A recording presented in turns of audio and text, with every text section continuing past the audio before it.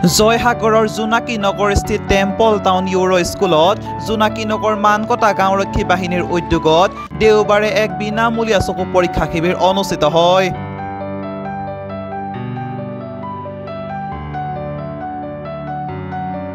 অঞ্চলটোৰ প্ৰায় 100 গৰাকী ব্যক্তিয়ে শিবিৰটোত বিশেষজ্ঞ চিকিৎসকক চকু পৰীক্ষা কৰোৱাই পৰামৰ্শ গ্ৰহণ কৰে। জোনাকী নগৰ মানকটা গাঁওৰক্ষী বাহিনীয়ে পূৰ্বেও এনেধৰণৰ জনকল্যাণমূলক কৰ্মৰ জৰিয়তে মানৱ সেৱা অব্যাহত ৰাখিছে।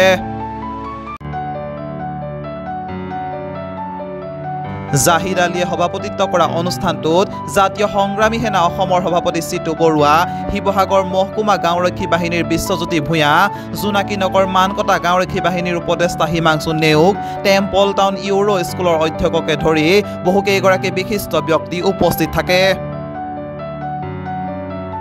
জোনাকী নগৰ মানকটা গাঁওৰক্ষী বাহিনীৰ এনে পদক্ষেপক অঞ্চলটোৰ ৰাইজে শলাগ জনাইছে।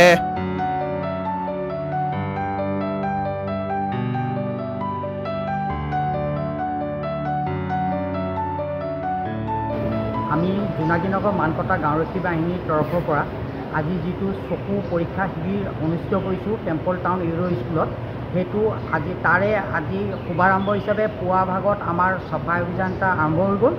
দ্বিতীয়তে এতিয়া আমাৰ চকু পৰীক্ষা শিবিৰো আৰম্ভ হৈ গৈছে। বিশেষকৈ আমাৰ যিসকল ৰোগী আহিছে তেখেতলোকে পৰ্যায়ক্ৰমে পৰীক্ষা কৰি আছে আৰু পৰীক্ষা কৰি গৈ আছে।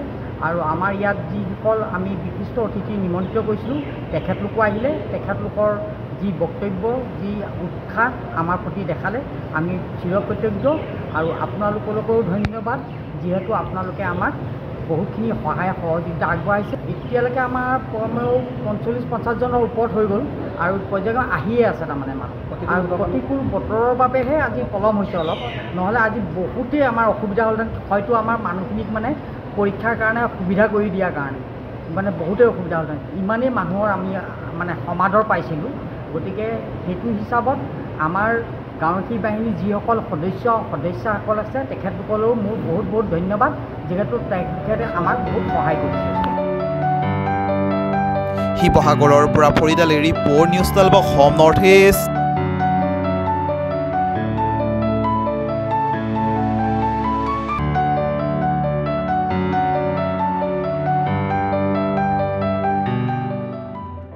News 12 Assam north east.